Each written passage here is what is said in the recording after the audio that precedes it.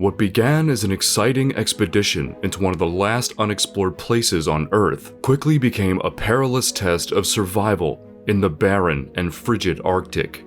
A sunken ship left 24 men, women, and children to fend for themselves adrift on Arctic ice 80 miles from solid land. The expedition was led by famed Arctic explorer Vilhjalmur Steffanson. Steffanson had already spent the years 1906 through 1912 living with and studying the Inuit people in a remote Arctic region in far Nunavut, Canada, known as Victoria Island, where he became particularly enamored with a group of light-haired Inuit people known at the time as blonde Eskimos. His thirst for polar adventure was unceasing, so upon his return, he began making plans for another expedition, this time to the Arctic Ocean north of Western Canada and Alaska, to an area known as the Beaufort Sea. His desire to take a tour of this part of the world was influenced by a broad range of scientific and ethnological interests. He wanted to study everything he possibly could about this region. It would have been an especially exciting endeavor at the time, as there were 1 million square miles of the Arctic still marked as unexplored territory on maps. He quickly received $45,000 in financial backing for his expedition from the National Geographic Society of Washington and the American Museum of Natural History. The amount he procured would be worth nearly $1.4 million in 2023, but it wasn't enough to fund his mission. He was planning a 3-year journey with a reasonably large crew, so he took his pitch to the Canadian government.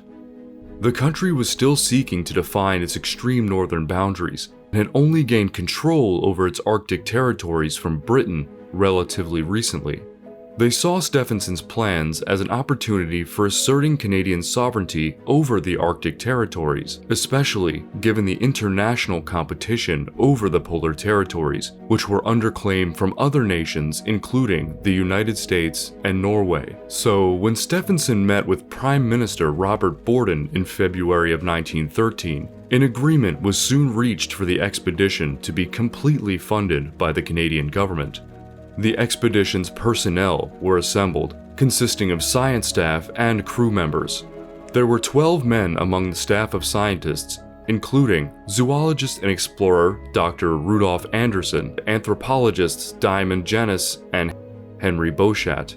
The expertise among these individuals spanned a myriad of scientific concentrations. Among the crew were several highly experienced individuals, including the man who had captained the ship, Captain Robert Bartlett, and Dr. Alastair Forbes Mackey, a Scottish surgeon and explorer who had previously been part of the Nimrod expedition in 1909 to Antarctica, from which the 3-person crew became the first people to reach the magnetic South Pole. Dr. Mackey would serve as the expedition's medical doctor. In preparation for the expedition, Stephanson had purchased the Karluk, a whaling vessel that was built in 1884, nearly 30 years earlier in California. Prior to choosing Robert Bartlett as the ship's captain, Stephanson had earmarked the role for the Arctic whaling captain C.T. Peterson, a man who Stephanson greatly admired and referred to as the best ice master personally known to me.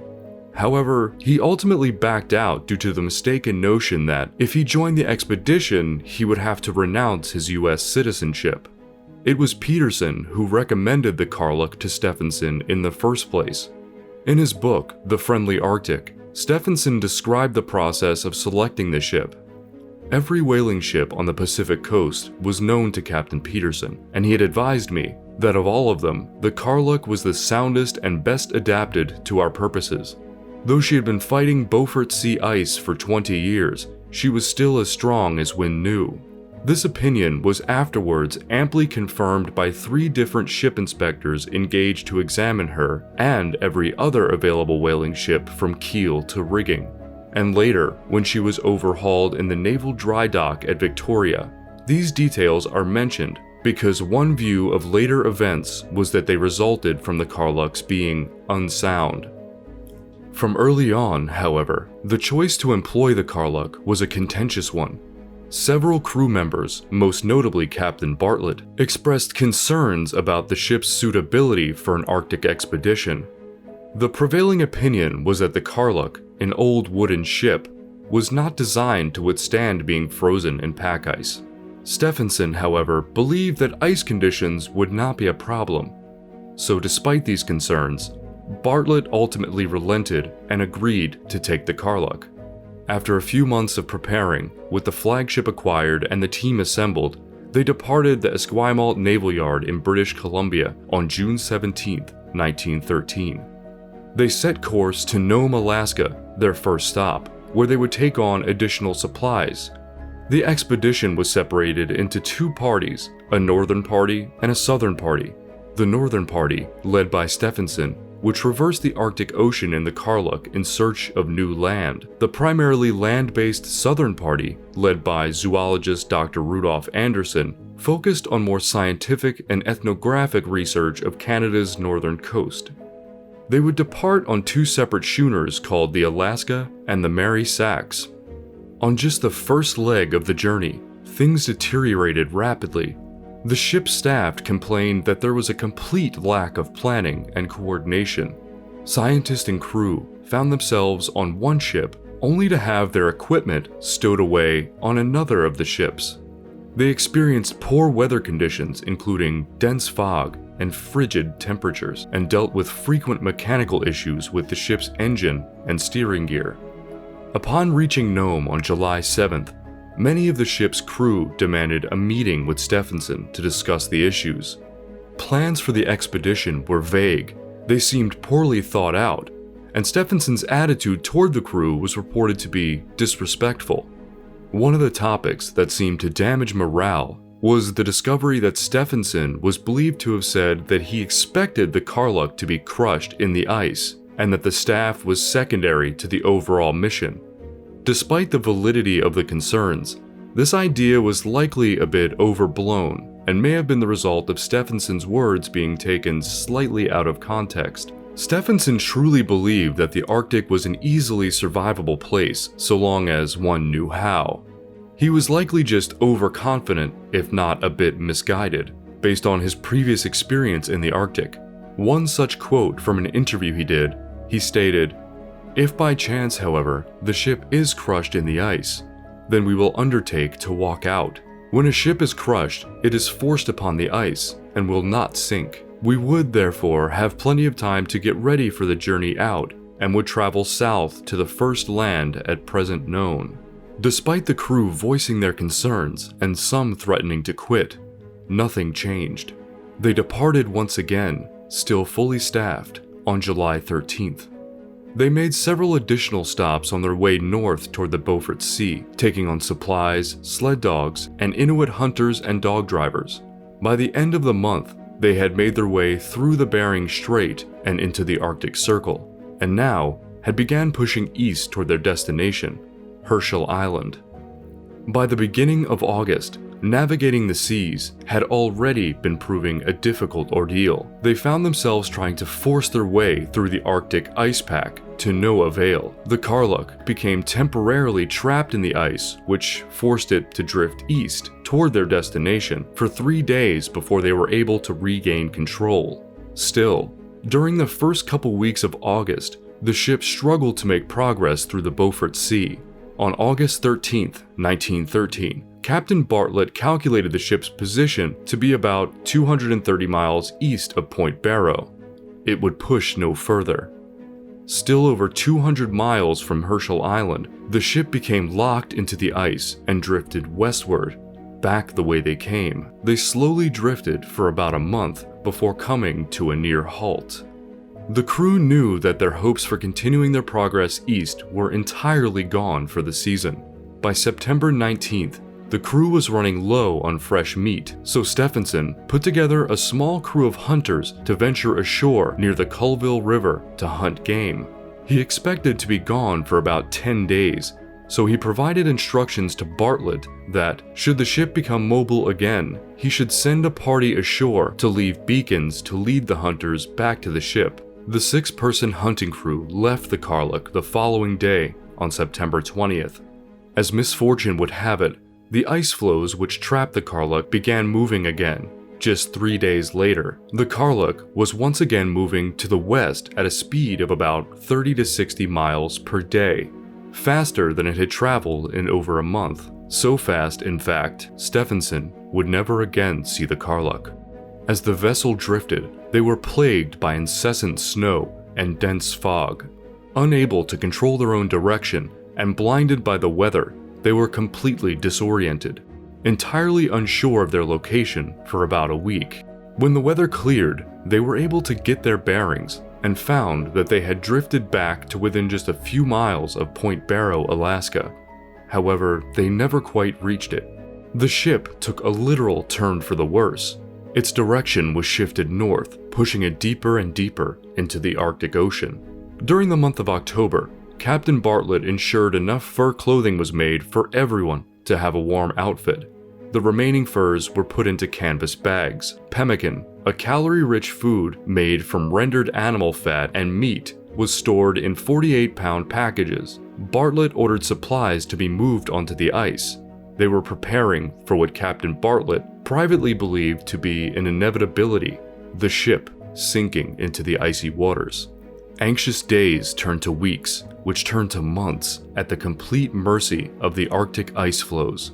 They drifted for what must have felt like ages. They subsisted on food supplies on board, in addition to daily seal hunts carried out by the crew. It wasn't until mid-November, more than 3 months since they had last moved on their own accord, that they stopped drifting to the north and shifted direction to the southwest toward the Siberian coast of Russia. It hardly seemed to be an improvement.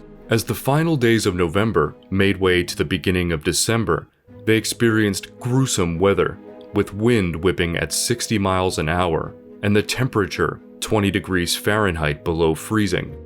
Captain Bartlett would later recall that early December weather, stating, "I made up my mind that we were in the place where all bad weather was manufactured." Those aboard the Karluk kept their morale up through the month of December by playing cards and having chess tournaments. Due to the far northern latitude, it was night all the time. They looked forward to the 21st of December, when the sun would start moving closer to their position in the Arctic and begin providing them with just a little daylight. Making the best of a terrible situation, on Christmas Day, they would spend the holiday enjoying gift-giving and festive sporting events including sprints, long jumps, and sack races. The weather had even cleared up for the first time in weeks. The merriment would be short-lived, however, as conditions deteriorated further. Just the day after Christmas, the intense pressure in the ice began increasing. They began feeling tremors on the ship from the stress the pressure ridges were putting on the ice. They were stuck about 80 miles north of Wrangel Island, a small island off the coast of Siberia. On January 10th, the ship shuddered forcefully as the strain on the ice intensified. Captain Bartlett described being awakened at 5 a.m. by a loud report like a rifle shot. A crew member by the name of John Brady was already out to assess the damage and found a crack in the ice at the stem of the ship. They watched through the day as the crack continued to grow. If the ice were to break free, the captain hypothesized that the moving ice sheet would pull nearer to the starboard side of the ship and, in his words, not unlike the jaws of a nutcracker, squeeze her against the sheet in which she was frozen on the port side, particularly as the wind was attaining a velocity of 45 miles per hour. The captain ordered snow be removed from the deck and the skylight to lighten the ship. He ordered that all hands should have warm clothes at the ready. At 6:45 p.m., a crashing sound was heard from the engine room. The worst-case scenario had taken place. The ice sheet had broken free, swung around, and smashed the Karluk. Water was now rushing into the ship. Recognizing that the damage to the ship was too much for their pump to handle, Bartlett knew what had to be done. He rushed to the deck and gave the command. All hands abandoned ship. The crew carried the emergency supplies overboard, including 10,000 pounds of pemmican, clothing, and rifles. They were given ample time to evacuate, as pressure from the ice kept the ship afloat, despite filling with water. The following morning, after working through the night getting their supplies off the ship, Captain Bartlett played records on the ship's Victrola and burned each one after finishing. At 3:15 p.m. on January 11, 1914, he put on the final record before exiting the ship, Chopin's Funeral March. Within minutes of stepping off the vessel, the somber music paying final tribute to the ship, it sank into the icy waters of the Arctic, leaving the crew of the Karluk stranded on the ice. They established shipwreck camp, which featured 2 shelters including an igloo and one made of packing cases. While they had ample supplies, they knew they couldn't remain indefinitely. They planned to march to Wrangel Island to the south. A crew of 5, which included the Karluk's first officer Alexander Anderson, Bjarne Mammen, Charles Barker, John Brady, and Edmund Golightly, was sent out on January 21st to blaze the trail to Wrangel Island. The crew, however, never made it. Mammen came back to report that the crew made it to land, but it was at Herald Island, approximately 40 miles to the east of Wrangel Island. Though their fate wasn't known at the time, the 4 pioneers perished along their journey, never making it off of Herald Island, where their supplies were found 10 years later. Another crew of 4, led by Dr. Mackey, left on their own volition in an attempt to find land, once again without success. The small party was never to be seen again. Bartlett divided the remaining personnel into 3 parties of 4. Each party would venture toward Wrangel Island and set up supply depots along the way. The first departed on February 19th, and the other 2, led by Bartlett, followed on February 24th. Their trek was treacherous. The parties traveled great distances over broken-up ice sheets, and beginning on February 28th, all parties found themselves stuck, facing towering ice ridges ranging from 25 to 100 feet tall. While working to carve out a path through the enormous mountains of ice, 3 members were sent back to camp to recoup supplies. By the time the crew retrieved supplies and made it back, the progress toward Wrangel Island had advanced only 3 miles. The path eventually smoothed out, and on March 12, 1914, they made it to Wrangel Island. As many of the crew members were injured and afflicted with frostbite, Captain Bartlett opted to take only himself, an Inuit named Kataktovik, a sled with 7 dogs, and supplies for 48 days. The others were left behind on Wrangel Island. After a perilous journey over the sea ice, which frequently brought them dangerously close to areas of open water, they arrived on the Siberian coast by April 4th. They soon found inhabited land and were given food and shelter by the locals. By April 24th, after traveling 700 miles, mostly on foot, braving temperatures at or below -60 degrees Fahrenheit and hurricane-force winds, they arrived at Emma Town.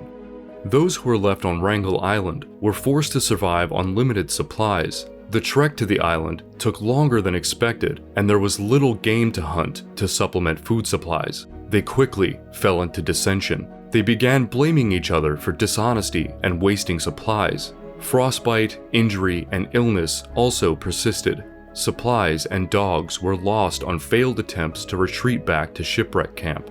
One person even had to undergo amputation of his toes due to gangrene resulting from extreme frostbite.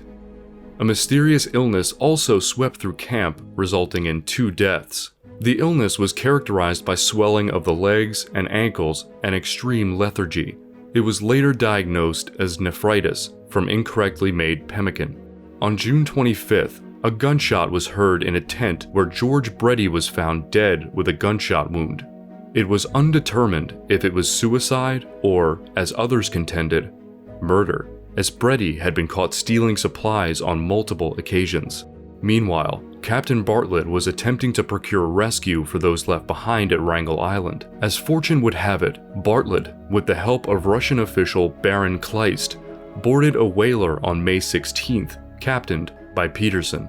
They made their way toward Nome, Alaska, but couldn't make it to shore due to ice conditions. However, by about May 27th, Captain Bartlett was able to radio Ottawa requesting assistance from the USS Bear.